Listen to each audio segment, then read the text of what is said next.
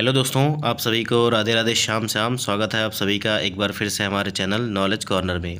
दोस्तों, आज के इस वीडियो में हम जो है विश्व युद्ध देखने वाले हैं, जिसमें हम प्रथम विश्व युद्ध और जो है द्वितीय विश्व युद्ध के बारे में चर्चा करेंगे। आप लोगों ने देखा होगा कि आपके एग्ज़ाम में बहुत सारे ऐसे सवाल पूछे जाते हैं कि पहला विश्व युद्ध जो है कब हुआ था, या इसके कारण क्या थे, या इसमें जो है अमेरिका ने कब हिस्सा लिया था, और द्वितीय विश्व युद्ध का क्या कारण था, कैसे इसकी पृष्ठभूमि तैयार हुई, और कैसे कैसे अलग अलग देश जो मित्र राष्ट्र और ध्रुवीय राष्ट्र में बटे हुए थे उन्होंने कैसे एक दूसरे से संधियाँ करके, और कैसे प्रथम विश्व युद्ध ने दूसरे विश्व युद्ध की भूमि के युद्ध के लिए जो है पृष्ठभूमि कैसे तैयार की, कैसे हिटलर सामने आया, इसके बाद नेपोलियन सामने आया, ये सभी इस वीडियो में हम देखने वाले हैं। ये हमारी जो है बिहार की SCERT बुक्स है, क्लास 9th की इतिहास की बुक है। इसके पहले हमने जो है इसके पहले और दूसरे चैप्टर को हमने देख लिया है, जिसमें हम अमेरिका का स्वतंत्रता संग्राम हमने देखा था। इसके अलावा भौगोलिक खोजों को देखा था। क्योंकि NCERT में कुछ चैप्टर जो है सेम है, इसलिए हम कुछ चैप्टर को स्किप कर रहे हैं, और इसके आगे जो है जो चैप्टर हमारे अलग हैं थोड़े से, उनको हम जो है डिस्कस कर रहे हैं। तो आप सभी लोग वीडियो में लास्ट तक बने रहिएगा। चैनल को सब्सक्राइब करिएगा, वीडियो को लाइक करिएगा, और कमेंट करके जरूर बताइएगा कि आपको वीडियो कैसी लगी। और इस क्लास की PDF के लिए आप हमारे टेलीग्राम चैनल से भी जुड़ सकते हैं, जिसका लिंक आपको वीडियो के डिस्क्रिप्शन बॉक्स में मिल जाएगा। तो चलिए हम वीडियो को शुरू करते हैं। और जो है अब देखिए, क्योंकि थ्योरी है तो बहुत से लोग ऐसे इसमें प्रयास करेंगे कि इसको जो है ना पढ़ें केवल, और केवल MCQ पढ़ें। देखिए, MCQ पढ़ना ही पढ़ना है, इसको जो है MCQ के माध्यम से भी हम सॉल्व करेंगे। लेकिन सबसे पहले हमारा उत्तरदायित्व ये है कि हम एक बार थ्योरी को काफ़ी जो है डीपली पढ़ लें। जब आप एक बार पढ़ लेंगे तो आपका जो है जो सारे जितने भी कन्फ्यूज़न है वो आपका क्लियर हो जाएंगे। जैसे आपके BPSC TRE 2 में सवाल पूछा गया था कि अमेरिका जो है प्रथम विश्व युद्ध में कब कूदा, और TRE 3 में पूछ लिया गया कि द्वितीय विश्व युद्ध में कब अमेरिका ने भाग लिया था या कब शामिल हुआ था, या जो है राष्ट्र संघ का निर्माण कौन सी संधि के तहत हुआ था। तो ये सभी प्रश्न जो है इस चैप्टर से आपको देखने को मिलेंगे, और कैसे कैसे क्या क्या घटनाएं हुई जिन्होंने जो है प्रथम विश्व युद्ध को जो है शुरू करवा दिया, और इसके बाद जो है द्वितीय विश्व युद्ध की जो है पृष्ठभूमि तैयार हो गई। तो इन सभी को हम इस वीडियो में देखने वाले हैं। तो आप सभी लोग जो है वीडियो में लास्ट तक बने रहिएगा। देखिए, यहाँ पर आपसे कहा जा रहा है कि विश्व इतिहास में 1914 का वर्ष एक ऐसे युद्ध के लिए उल्लेखनीय है जिसने संपूर्ण विश्व को अपनी आगोश में ले लिया, और युद्धरत देशों ने अपने संपूर्ण संसाधन इसमें झोंक दिए। विश्व के तमाम लगभग देश ऐसे थे जो इसमें प्रत्यक्ष और अप्रत्यक्ष रूप से जो है प्रभावित हुए। इस युद्ध ने कई देशों के राजनीतिक, आर्थिक स्थिति और नक्शा जो है बदल दिया, और इस युद्ध के कारणों को निम्नलिखित रूप में खोजा जा सकता है। अब इसके कारण क्या क्या थे हम देखते हैं। देखिए, साम्राज्यवादी जो है प्रतिस्पर्धा। अब इसमें क्या था कि सभी देश जो है काफ़ी ज़्यादा उपनिवेशों का अपने विस्तार करने में लगे हुए थे, और जो है जगहों को कब्जा करने में, बाज़ारों को कब्जा करने में लगे हुए थे। तो इसीलिए जो है यहाँ पर जो है आपको प्रतिस्पर्धा देखने को मिली, और ये भी एक वजह थी जिसके कारण जो है आपका प्रथम विश्व युद्ध हुआ था।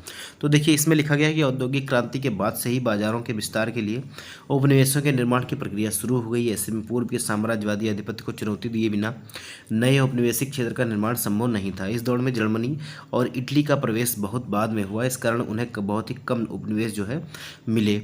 लेकिन उनकी साम्राज्यवादी लिप्सा रुकने का नाम नहीं ले रही थी, और 1914 ईस्वी तक जर्मनी औद्योगिक क्षेत्र में काफ़ी प्रगति कर चुका था। वह ब्रिटेन और फ्रांस को भी पीछे छोड़ चुका था। जर्मनी को भी उद्योग के लिए कच्चे माल और फिर तैयार माल के लिए बाजार की आवश्यकता थी, किंतु एशिया और अफ्रीका के अधिकांश हिस्से को पुराने साम्राज्यवादी देश आपस में बांट चुके थे। ऐसी परिस्थिति में जर्मन साम्राज्यवादियों ने पतनशील तुर्की साम्राज्य की अर्थव्यवस्था पर अपना नियंत्रण करना चाहा। इसके लिए जर्मनी ने तुर्की के सुल्तान से बर्लिन से लेकर बगदाद तक रेलवे लाइन बिछाने की योजना पर स्वीकृति चाहिए, और जर्मनी की इस योजना का फ्रांस तथा रूस ने जो है विरोध किया। अब देखिए इधर क्या हुआ, उधर 1905 में जब रूस और जापान का युद्ध हुआ, जब आप देखिए रशियन रिवॉल्यूशन भी चल रहा था आपका 1705 में, इसके बाद 1905 में, और इसके बाद जो है 1917 में आपको देखने को मिली रूसी क्रांति जो है कई बार आपको भड़कते हुए आपने देखी होगी, आपने किताबों में भी पढ़ाई होगा। अब जब इसमें रूस और जापान का युद्ध हुआ तो रूस इसमें हार गया था, और जापान की वजह से जापान की साम्राज्यवादी महत्वाकांक्षा जो है परवान चढ़ने लगी, और 19वीं शताब्दी के अंत तक अमेरिका भी एक शक्तिशाली रूप राष्ट्र में जो राष्ट्र के रूप में उभर कर सामने आ चुका था। अब देखिए, वह व्यापार की स्वतंत्रता बनाए रखने में दिलचस्पी ले रहा था, दूसरी ताकत के उभरने से उसके हितों को भी खतरा था। अब देखिए, उग्र राष्ट्रवाद की मेरा ही देश जो है ये सबसे ज़्यादा बेस्ट है। देखिए, देश सभी का बेस्ट होता है और सभी जो है राष्ट्रवादी होने चाहिए, लेकिन केवल और केवल मेरा ही देश जो है वो सर्वोच्च है या सर्वोपरि है, ये भावना कभी कभी जो है काफ़ी ज़्यादा खतरनाक हो जाती है और इसके वजह से जो है कभी जो है युद्ध भी हो सकते हैं। तो यही यहाँ पे था, उग्र राष्ट्रवाद था। और कैसे था ये राष्ट्रवाद, ये भी आप देखिएगा। देखिए, 19वीं शताब्दी के उत्तरार्ध तक यूरोप के देशों में राष्ट्रीयता का संचार उग्र रूप से होने लगा। समान जाति, धर्म और भाषा, ऐतिहासिक परंपरा के लोग एक साथ मिलकर अलग देश का निर्माण चाहने लगे। तुर्की साम्राज्य तथा ऑस्ट्रिया हंगरी में अधिकांश निवासी जो थे ये कौन सी जाति के थे? तो स्लाव जाति के थे। याद रखिएगा, स्लाव जाति के थे। उन पर जो है उन लोगों ने जो है सर्वस्लाव आंदोलन की जो है शुरुआत कर दी, जो इस सिद्धांत पर आधारित था कि यूरोप के सभी स्लाव जाति के लोग जो है एक राष्ट्र है, और इसने ऑस्ट्रिया हंगरी का रूस के साथ जो है कटु संबंध बना दिया। इसी तरह सर्व जर्मन आंदोलन शुरू हुआ, जिसका लक्ष्य बाल्कन प्रायद्वीप में जर्मन साम्राज्य का विस्तार था। इसी प्रकार जो है उग्र राष्ट्रवाद ने जो है यूरोप के देशों के आपसी संबंध को तनावग्रस्त बना दिया। अगला देखिए, सैन्यवाद। अब यूरोपीय देश अपनी लगातार जो है सैनिक शक्ति बढ़ा रहे थे और सारा ध्यान सैनिकों पर ही केंद्रित कर रहे थे। फ्रांस, जर्मनी आदि प्रमुख यूरोपीय देश अपनी राष्ट्रीय आय का लगभग 85% से ज़्यादा जो है सैनिक तैयारियों पर व्यय कर रहे थे। और 1913-14 में फ्रांस के पास लगभग 8 लाख, जर्मनी के पास 7,60,000 और रूस में जो है 15 लाख की स्थायी सेना हो गई थी। जल सेना के क्षेत्र में शुरू से ही इंग्लैंड का जो है आधिपत्य था।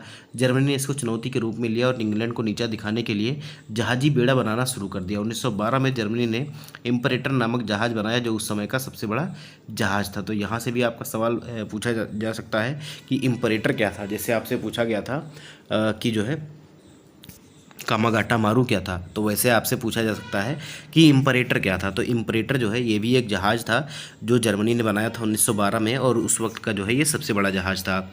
अब इस प्रकार जो है जर्मनी इंग्लैंड के बाद दूसरा शक्तिशाली राष्ट्र बन गया, और इसमें जो है अलायंस होने लगा, गुटों का निर्माण होने लगा। जैसे 8 लोग हैं तो 4 लोग एक गुट में हो गए, 3 लोग एक गुट में हो गए, तो ऐसे जो है गुटों का भी निर्माण होने लगा। अब देखिए, साम्राज्यवादी लिप्सा के शिकार शक्तिशाली देश अपने अपने हितों के अनुरूप गुटों का निर्माण करने लगे थे।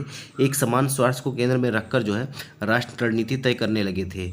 परिणाम स्वरूप संपूर्ण यूरोप गुटों में बंट गया और यूरोप धीरे धीरे सैनिक शिविर का रूप लेते जा रहा था। यूरोप में यह प्रक्रिया 19वीं शताब्दी से ही जारी थी। यूरोप में जो है गुटबंदी का जन्म रहा था। जर्मनी का जो है चांसलर बिस्मार्क था, और सन 1889 में ऑस्ट्रिया के साथ द्वैध संधि की। ठीक है, 1882 में इन्होंने एक त्रिगुट जो है ट्रिपल अलायंस बनाया। अब ये पूछता है कि ट्रिपल अलायंस में कौन कौन था ट्रिपल अलायंस, ठीक है, याद रखिए, त्रिगुट समझौता, इसमें कौन कौन था तो ये जो है जर्मनी, ऑस्ट्रिया, हंगरी और जो है इटली शामिल थे। जर्मनी, ऑस्ट्रिया, हंगरी और इटली शामिल थे किसमें? तो ये आपका ट्रिपल अलायंस में। और यह त्रिगुट जो है बिस्मार्क ने फ्रांस के विरुद्ध बनाया था, ये भी याद रखिएगा। यद्यपि इटली की विश्वसनीयता संदिग्ध थी, क्योंकि उसका मुख्य उद्देश्य यूरोप में ऑस्ट्रिया हंगरी से कुछ इलाके छीनना और फ्रांस की सहायता से त्रिपोली को जीतना था। इस त्रिगुट के विरोध में फ्रांस, रूस और जो है ब्रिटेन ने 1907 में एक त्रिदेशीय संधि बनाई। ठीक है, देखिए, इसको कहते हैं एक त्रिगुट और इसको त्रिदेशीय संधि। देखिए, इसको कहते हैं ट्रिपल अलायंस और इसको बोलते हैं ट्रिपल एंटेंट। ठीक है, ट्रिपल एंटेंट बनाया था इन लोगों ने। किसने? तो फ्रांस, रूस और ब्रिटेन ने 1907 में। और 1882 में जो ट्रिपल अलायंस बना था ये जर्मनी, ऑस्ट्रिया, हंगरी और इटली के लिए बना था। याद रखिएगा, इन तीनों ने मिलकर बनाया था। तो यहाँ पर आपके 2 सवाल बनकर आए। 1882 में आपका जो है क्या बना? तो ये आपका ट्रिपल जो है अलायंस बना। और अगर हम बात करें 1907 की, तो 1907 में जो है ट्रिपल एंटेंट बना, जिसमें जो है आपको कौन कौन सा देखने को मिला? तो फ्रांस, रूस और ब्रिटेन देखने को मिला। अब देखिए, उधर से भी ग्रुप बन रहे थे, इधर से ग्रुप बन रहे थे, और यह सामान्य हितों और समझदारी पर आधारित ढीला गठजोड़ था। और इन दोनों गुटों की उपस्थिति ने युद्ध की मानवता जो है भयावहता को तय कर दिया। अब जब गुटबाजी होने लगी तो धीरे धीरे जो है पृष्ठभूमि तैयार होने लगी। घटनाक्रम देखिए, घटनाक्रम कैसा था? देखिए, 1914 ईस्वी में प्रारंभ हुए प्रथम विश्व युद्ध के पूर्व के वर्षों में इस तरह से घटनाएं घटित हो रही थी, जैसे मोरक्को का प्रश्न हो या बाल्कन प्रायद्वीप का मुद्दा हो। ये सभी युद्ध को निकट लाने का कार्य कर रहे थे। और 1904 में आपसी समझौते के फलस्वरूप ब्रिटेन को मिस्र में उपनिवेश स्थापित करने की छूट मिल गई और फ्रांस को मोरक्को जो है प्राप्त हो गया। इससे जर्मनी को बड़ा क्षोभ हुआ और जर्मनी मोरक्को की स्वतंत्रता की दुहाई दे रहा था और फ्रांस अपने हित के आगे अंधा बना हुआ था। 1911 ईस्वी में फ्रांस ने मोरक्को के अधिकांश भाग पर जो है अधिकार कर लिया और 1904 में ऑस्ट्रिया ने तुर्की पर अपना अधिकार कर लिया और इस क्षेत्र को जो है सर्बिया भी लेना चाहता था। देखिए सभी लोग जो है केवल और केवल जो है क्षेत्र विस्तार की नीति पर काम कर रहे हैं और एक दूसरे से लड़ रहे थे। अब यह बाल्कन क्षेत्र में एक संयुक्त जो है स्लाव राज्य कायम, देखिए और देखिए जब सर्बिया इसको लेना चाहता था किसको, तुर्की पर, और वहाँ पर जो है बाल्कन क्षेत्र में एक संयुक्त स्लाव राज्य कायम करना चाहता था कौन, सर्बिया। उसके लिए उसे रूस का समर्थन भी प्राप्त था। अब रूस ने ऑस्ट्रिया को युद्ध छेड़ने की धमकी दी और इस पर जर्मनी खुलकर ऑस्ट्रिया के पक्ष में आ गया। अब ऑस्ट्रेलिया मत समझिएगा, ये ऑस्ट्रिया है, ठीक है। अंततः रूस को पीछे हटना पड़ा, लेकिन इस घटना से रूस और जर्मनी में कटुता और बढ़ी। साथ ही जर्मनी फ्रांस के प्रति भी उतना ही विषाक्त था। जर्मनी का चांसलर जो था बिस्मार्क फ्रांस को पंगु बना देना चाहता था। उसने फ्रांस के धनी प्रदेश जो है एल्सस और लोरेन पर अपना अधिकार कर लिया, मतलब इसने जो है ज़बरदस्ती एल्सस लोरेन को जो है कब्जा कर लिया। और जर्मनी ने मोरक्को में भी फ्रांस का डटकर विरोध किया था। फलतः यह खाई जो है लगातार बढ़ती गई और इसने विश्व युद्ध को और नज़दीक किया। आगे देखिए युद्ध की शुरुआत कैसे हुई। तो युद्ध की शुरुआत एक मामूली घटना से हुई। अगर संपूर्ण यूरोप गुटों में न बटा होता और कटुता और विद्वेष का माहौल पहले से व्याप्त न होता तो शायद यह घटना नहीं हो पाती। देखिए बहुत ही इम्पॉर्टेंट डेट है, याद रखिएगा 28 जून को आर्क ड्यूक फर्डिनेंड, ठीक है, आर्क ड्यूक फर्डिनेंड कौन थे ये भी याद रखिएगा। देखिए 28 जून 1914 को आर्क ड्यूक फर्डिनेंड की बोस्निया में जो है राजधानी में साराजेवो में हत्या कर दी गई, ठीक है। तो ये जो है ऑस्ट्रिया के जो है राजकुमार थे, इनका नाम था आर्क ड्यूक फर्डिनेंड। इनकी जो है बोस्निया की राजधानी साराजेवो में जो है हत्या कर दी गई और ऑस्ट्रिया ने इस घटना के लिए सर्बिया को जिम्मेदार ठहराया। सर्बिया के समक्ष मांगे रखी गई, सर्बिया ने स्वीकार करने से इनकार कर दिया। अब देखिए तत्कालीन कारण आपसे पूछेगा, तत्कालीन कारण क्या होता, तो ऑस्ट्रिया के जो राजकुमार थे इनकी जो है बोस्निया हर्जेगोविना में जो है हत्या कर दी गई थी, ठीक है। तो ये आप लोग याद रखिएगा, तत्कालीन कारण जो है जो पहला विश्व युद्ध था उसका यही कारण था। अब इसमें क्या हुआ, सर्बिया ने स्वीकार करने से इनकार कर दिया क्योंकि इसे वह स्वतंत्रता पर जो है कुठाराघात समझता था। फलतः 28 जुलाई 1914 को ऑस्ट्रिया ने सर्बिया के खिलाफ जो है युद्ध की घोषणा कर दी और रूस ने सर्बिया को पूर्ण सहायता का वचन दिया और युद्ध की तैयारी करने लगा। जर्मनी ने 1 अगस्त 1914 को रूस और 3 अगस्त 1914 को फ्रांस के खिलाफ युद्ध की घोषणा कर दी। अब देखिए ये सारी डेटें इंपॉर्टेंट है, यहाँ से आपके सवाल बन सकते हैं, तो इसीलिए इसको बहुत ही इंपॉर्टेंट है, पढ़िएगा और इसको जो है नोट करके भी रखिएगा क्योंकि यहाँ से आपके सवाल जो है वर्ल्ड हिस्ट्री में सीधे सीधे बन सकते हैं। अब देखिए फ्रांस पर दबाव डालने के लिए जर्मन सेनाएं 4 अगस्त को बेल्जियम में घुस गईं और उसी दिन ब्रिटेन ने जर्मनी के खिलाफ युद्ध की घोषणा कर दी और इस तरह जो है व्यापक रूप धारण करने लगा कौन सा, यही युद्ध। और ये धीरे धीरे जो युद्ध शुरू हुआ था ये विश्व युद्ध में बदल गया। अब इसी क्रम में दूसरे देश भी लड़ाई में शामिल होते गए। जापान ने सुदूर पूर्व में जर्मनी के उपनिवेश हथियाने के उद्देश्य से जर्मनी के खिलाफ युद्ध की घोषणा कर दी और तुर्की और बुल्गारिया जर्मनी की तरफ हो गए। त्रिगुट का सदस्य होने के बावजूद इटली कुछ समय तक तटस्थ रहा। अंततः वह भी जर्मनी और ऑस्ट्रिया हंगरी के खिलाफ युद्ध में जो है शामिल हो गया था, ठीक है। देखिए इस प्रकार आर्क ड्यूक फर्डिनेंड की हत्या के युद्ध के तत्कालिक कारण के रूप में जो है ये सामने आ गया। अब आपसे एग्जाम में पूछता है कि जो पहला विश्व युद्ध था इसके शुरू होने का तत्कालिक कारण क्या था, तो ये आर्क ड्यूक जो फर्डिनेंड थे ऑस्ट्रिया के राजकुमार थे, इनकी जो है हत्या कर दी गई थी, याद रखिएगा। अब युद्ध का अंत और संधियाँ किस प्रकार हुई ये भी बहुत ही ज़्यादा इंपॉर्टेंट है। देखिए 1917 में एक और महत्वपूर्ण घटना घटी, वह था रूस का युद्ध से अलग हो जाना, क्योंकि 1917 में और 1905 में 2 बार जो है रूस में क्रांति हुई और रूस क्योंकि काफ़ी ज़्यादा रूस को क्षति हो रही थी तो यहाँ पर जो है क्रांति हो गई और रूस ने जो है युद्ध को समाप्त करके जो है पीछे हटने का फैसला किया। अब देखिए अब तक रूस के जो है 6 लाख से अधिक सैनिक मारे जा चुके थे और रूस की अर्थव्यवस्था भी अत्यंत दयनीय हो गई थी। बोल्शेविक सरकार के सत्ता में आते ही लेनिन ने क्या कहा, लेनिन के जो आप अप्रैल थीसिस भी जानते हैं, इसमें क्या कहा गया था कि समाप्त हो बैंकों का राष्ट्रीयकरण किया जाए और जो है किसानों को जो है उनके खेत वापस किए जाएँ। तो ये सभी इनकी मांगें थी। देखिए एक विज्ञप्ति जारी की जिसमें दूसरे के क्षेत्रों को हथियार बिना युद्ध के हट जाने के लिए बिना शांति स्थापित करने के प्रस्ताव रखे गए। यद्यपि ये शर्तें और युद्ध से रूस को हटना उसकी अपनी आंतरिक व्यवस्था की अपरिहार्यता थी, लेकिन जर्मनी ने इसे रूस की कमजोरी माना और कुछ मुश्किल शर्तें रूस के समक्ष रख दिया। इसके बावजूद भी रूस ने इसे स्वीकारा और युद्ध से पीछे हट गया। मार्च 1918 में रूस जर्मनी में एक शांति हुई और रूस जो है पूर्णतः जो है इस युद्ध से बाहर हो गया। अब आपसे पूछेगा कब जो है रूस पहले विश्व युद्ध से हट गया था, तो मार्च 1918 में ये जो है पहले विश्व युद्ध से जो है अलग हो गया था, याद रखिएगा, ठीक है। पूरी तरह से जो है ये जो है 1918 में अलग हो गया था और 1917 में ये जो है अलग होने की इसने घोषणा कर दी थी। तो ये भी आप लोग याद रखिएगा। 1918 में रूस और जर्मनी के बीच में संधि हुई और रूस इस युद्ध से जो है पूर्णतः अलग हो गया था। 1917 में ही जो है अमेरिका इसमें शामिल हो गया था। अब देखिए, रूस का तो युद्ध से हट जाने के बाद युद्ध की समाप्ति की आवाज़ उठने लगी थी और युद्धरत देशों ने प्रकटता अपनी इच्छा नहीं जाहिर की, लेकिन इन देशों की जनता ने युद्ध के खिलाफ जो है आवाज़ उठाना शुरू कर दिया। जगह जगह सैनिक विद्रोह होने लगे। रूस की नई सरकार से पूरे विश्व में आम जनता का मनोबल ऊंचा हुआ और युद्धरत देश की जनता ने अपने ही सरकार के खिलाफ आवाज़ उठाने लगी।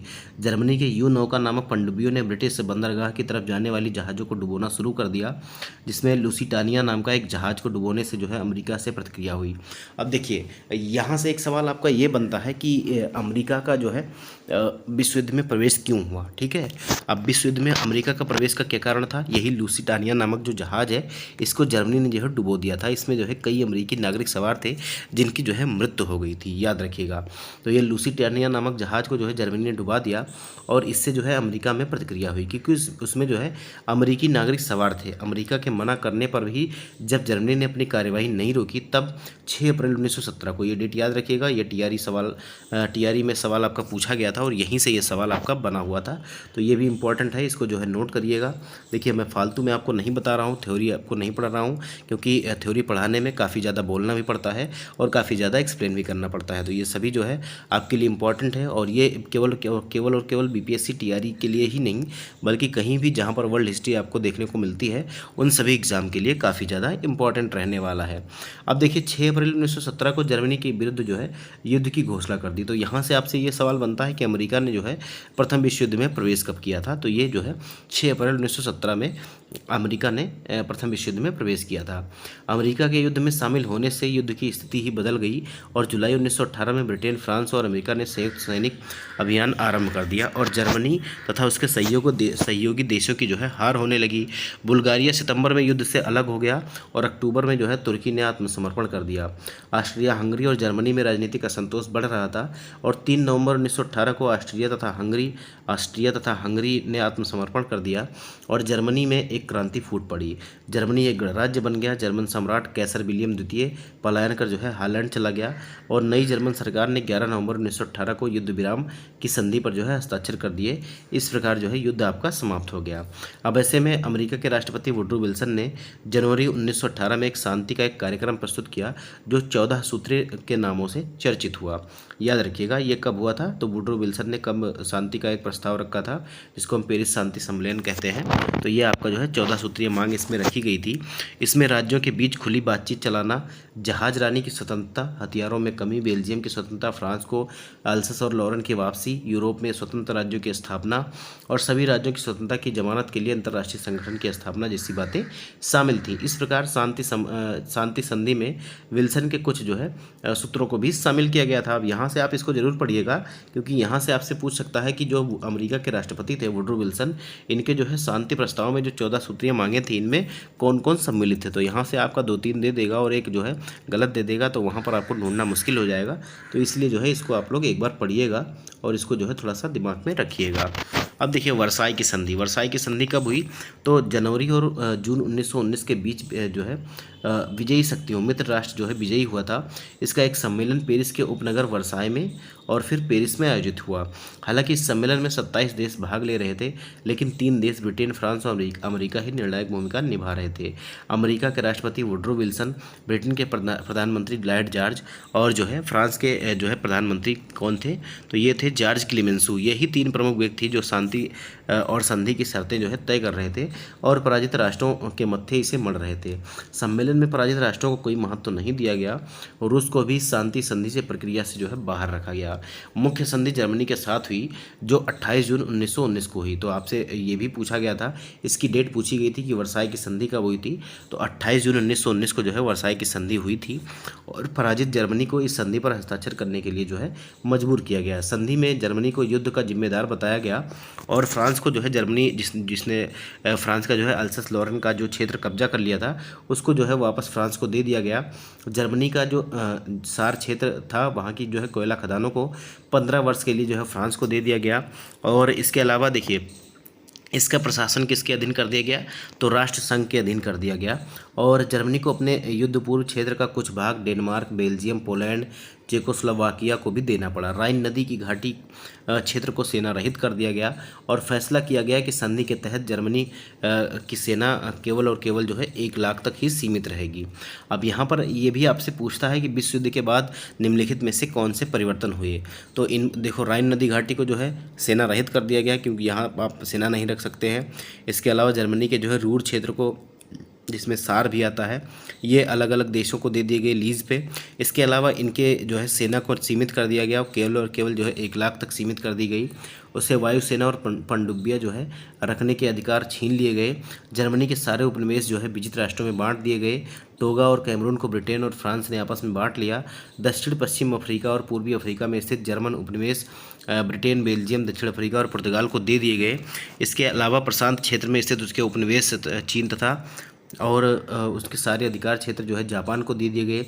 युद्ध के दौरान चीन मित्र राष्ट्रों का सहयोगी था। पेरिस सम्मेलन में उसका जो है प्रतिनिधि भी शामिल हुआ था, परंतु जर्मनी के अधिकार तथा या नियंत्रण करने वाले चीनी क्षेत्र चीन को नहीं लौटाए गए बल्कि वे जापान को ही दे दिए गए। युद्ध में मित्र राष्ट्रों को जो हानि एवं क्षति हुई थी उसका हर्जाना भी जर्मनी को ही भरना पड़ा था।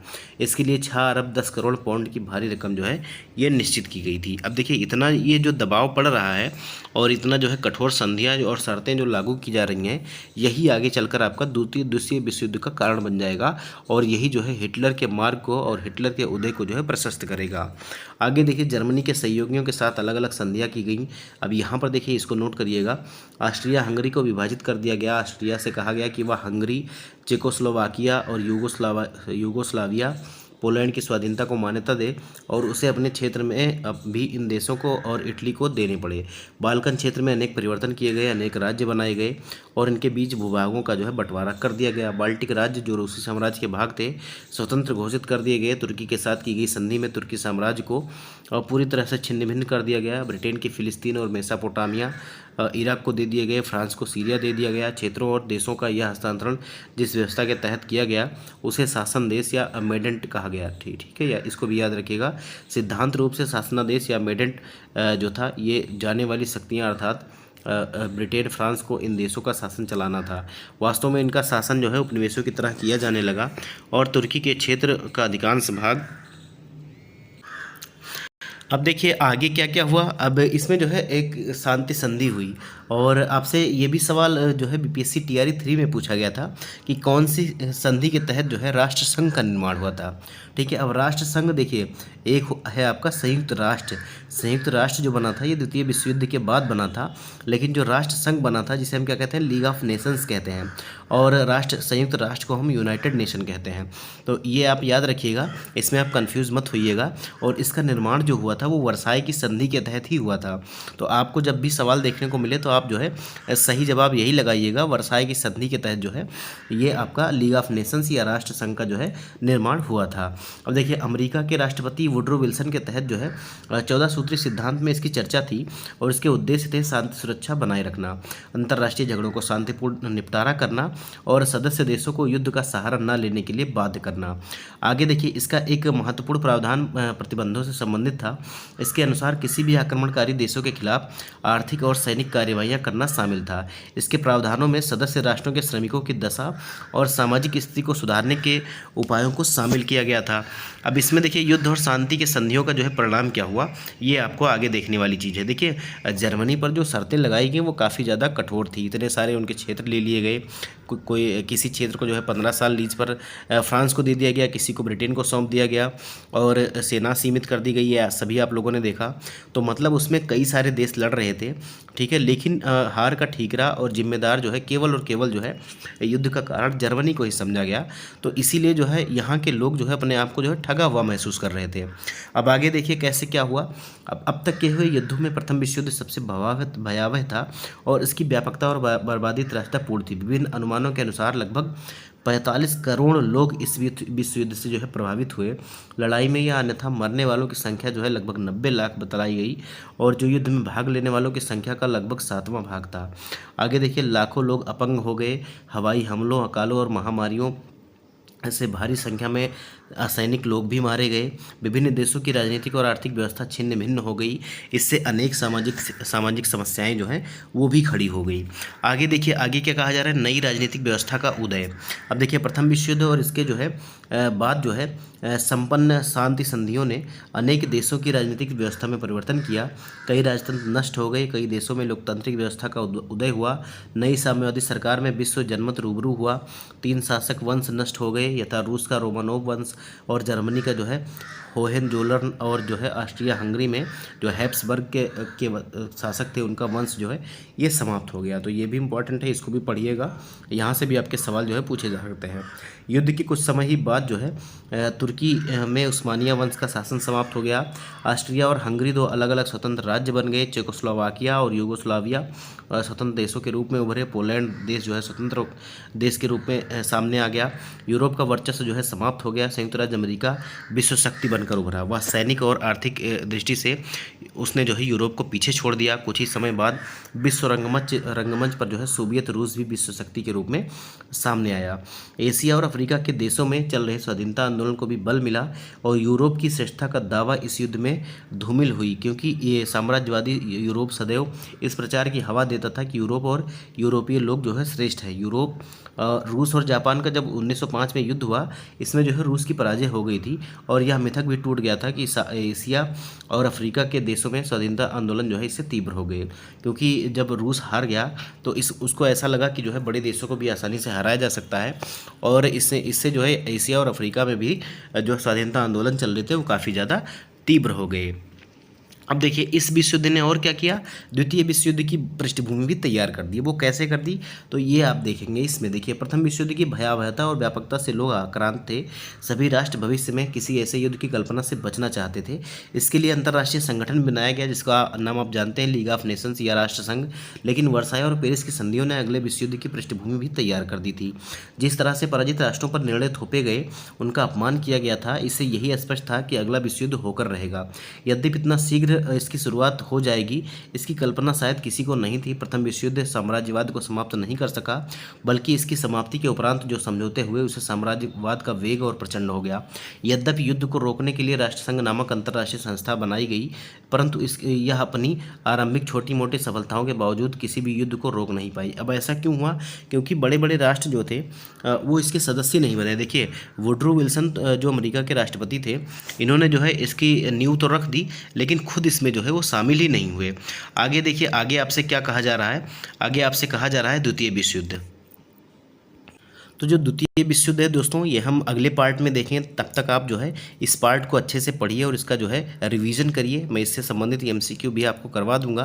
और अगर आप हमारी एनसीईआरटी एक्सप्रेस की सीरीज़ देखना चाहते हैं, उसके अदर वीडियोज़ भी देखना चाहते हैं, तो उसकी प्लेलिस्ट भी आपको इसी वीडियो की डिस्क्रिप्शन के प्लेलिस्ट में आपको मिल जाएगी या डिस्क्रिप्शन बॉक्स में मिल जाएगी। आप वहाँ से जाके उसको भी देख सकते हैं और सभी वीडियो को देखिएगा। उसमें आपको PYQ भी मिल जाएंगे और साथ साथ जो है नए क्वेश्चन भी मिल जाएंगे। अब कैसे हिटलर का उदय हुआ, कैसे मुसोलिनी आया और कैसे जो है 1939 से लेकर 1945 तक द्वितीय विश्व युद्ध छिड़ा और कैसे जो है एक दूसरे के रक्त के प्यासे हो गए कई देश, तो ये सभी जो है हम अगली वीडियो में देखेंगे। आप जो है इसको जो है अच्छे से पढ़िएगा, जो मैंने अभी आपको पढ़ाया। प्रथम विश्व युद्ध कैसे हुआ, कैसे पृष्ठभूमि तैयार हुई, रूस जापान का युद्ध कब हुआ, ट्रिपल इंटेंट में कौन कौन से शामिल थे और जो ट्रिपल अलायंस बना था ये कब बना था, 1882 में कौन सा बना, 1907 में कौन सा बना। तो ये सभी जो है आप लोग पढ़िएगा, यहाँ से भर भर के सवाल आपके एग्जाम में पूछे जाते हैं। हम मिलेंगे द्वितीय विश्व युद्ध वाले टॉपिक के साथ कल। तब तक के लिए जय हिंद, जय भारत, नमस्कार। चैनल को सब्सक्राइब करिएगा और वीडियो को लाइक करिएगा। कमेंट बॉक्स में ज़रूर बताइएगा कि आपको वीडियो कैसा लगा।